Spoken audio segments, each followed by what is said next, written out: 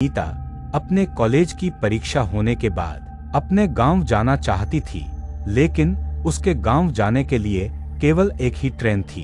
इसलिए उसने 2 महीने पहले ही टिकट के लिए आवेदन दे दिया था, लेकिन उसके टिकट का स्टेटस अभी तक वेटिंग लिस्ट ही था।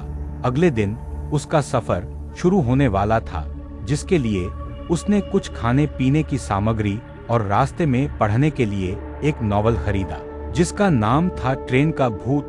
दरअसल नीता को भूतिया कहानी पढ़ने में बड़ी दिलचस्पी थी। वह अक्सर इसी तरह की बातें किया करती थी, इसलिए ज्यादातर विद्यार्थी नीता से बात करना पसंद नहीं करते थे। नीता को भी अकेले रहना पसंद था, इसलिए किसी के बात करने न करने से उसे कोई खास फर्क नहीं पड़ता था। दूसरे दिन नीता रेलवे स्टेशन पहुंच जाती है, लेकिन अभी तक उसकी वेटिंग लिस्ट क्लियर नहीं हुई होती है। नीता सीट न मिलने से परेशान होती है। वह सीट के इंतजाम के लिए टिकट चेकर की तलाश कर रही होती है। काफी देर इंतजार करने के बाद जब कोई नहीं आता तो नीता किसी की भी सीट में बैठ जाती है और अपना नॉवल निकालकर पढ़ने लगती है। ट्रेन में यात्रियों का आवागमन चलता रहता है, लेकिन नीता भूतिया किताब में पूरी तरीके से खो चुकी होती है। किताब पढ़ते पढ़ते नीता को 2 घंटे गुजर जाते हैं। तभी ट्रेन में टिकट चेकर आता है और वह नीता से उसकी टिकट मांगता है। नीता अपनी टिकट दे देती है, लेकिन नीता का टिकट वेटिंग लिस्ट होता है।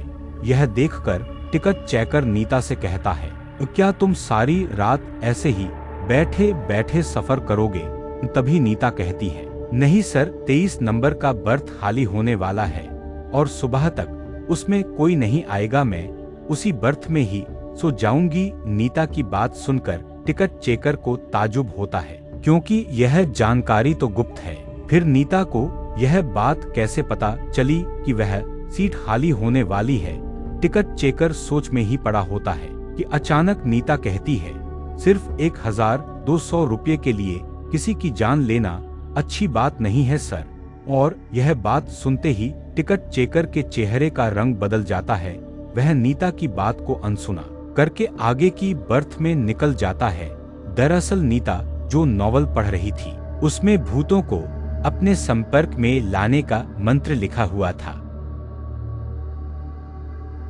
जिसे गलती से नीता ने पढ़ लिया था और इसी वजह से नीता के अंदर शैतानी रूह प्रवेश कर चुकी थी। नीता से मिलने के बाद टिकट चेकर बहुत घबरा चुका था। दरअसल 15 दिनों पहले गलती से एक आदमी ट्रेन से गिरकर मर गया था, जिसकी वजह यही टिकट चेकर था।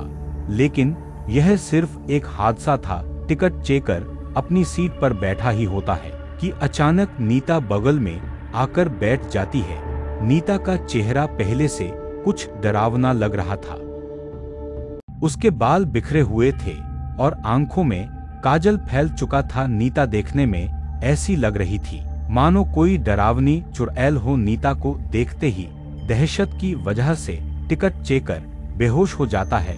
कुछ देर बाद जैसे ही टिकट चेकर को होश आता है तो वह रस्सी के सहारे बाहर लटका हुआ जोर से चीख रहा होता है। उसकी आवाज सुनकर रेल के सभी यात्री इकट्ठा हो जाते हैं, लेकिन नीता के डरावने चेहरे की वजह से किसी की हिम्मत उसे बचाने की नहीं होती। यात्रियों के बीच में एक भिक्षु भी यात्रा कर रहे होते हैं। वह बहुत देर से आंख बंद करके अपने ध्यान में बैठे हुए होते हैं, लेकिन यात्रियों की चीख पुकार सुनकर उनका ध्यान भंग हो जाता है और वह क्रोधित हो जाते हैं। लेकिन जैसे ही उनकी नजर बाहर लटके हुए टिकट चेकर पर पड़ती है तो वह अपनी जगह से खड़े होकर नीता के पास पहुंचते हैं और ऊंचे स्वर में कहते हैं, तुम उसे छोड़ दो, तुम्हारे साथ न्याय होगा। उनके कई बार बोलने पर भी जब नीता ऐसे ही खड़ी रहती है तो भिक्षु आंख बंद करके खड़े हो जाते हैं और कुछ ही देर में उन्हें पता लगता है कि जब तक नीता के हाथ में यह नॉवल है तब तक भूतिया साया उसके ऊपर से नहीं हटेगा। भिक्षु अपनी बुद्धिमत्ता से नीता के हाथ से नॉवल छीन लेता है और उसे ट्रेन से बाहर फेंक देता है। नॉवल का संपर्क जैसे ही नीता से दूर होता है तो वह बेसुध होकर ट्रेन के अंदर गिर जाती है। लेकिन इसी बीच टिकट चेकर, जो कि ट्रेन की खिड़की से लटका हुआ था, वह नीचे गिर जाता है। इत्तेफाक से उसकी जान बच जाती है, लेकिन उसे जबरदस्त शारीरिक क्षति पहुंचती है। भिक्षु नीता को अपने काबू में करते हुए रेल से नीचे उतार लेते हैं और उसे उपचार हेतु अस्पताल पहुंचा देते हैं रेल पुलिस की टीम। टिकट चेकर को मौके पर जाकर इलाज मुहैया करवाती है।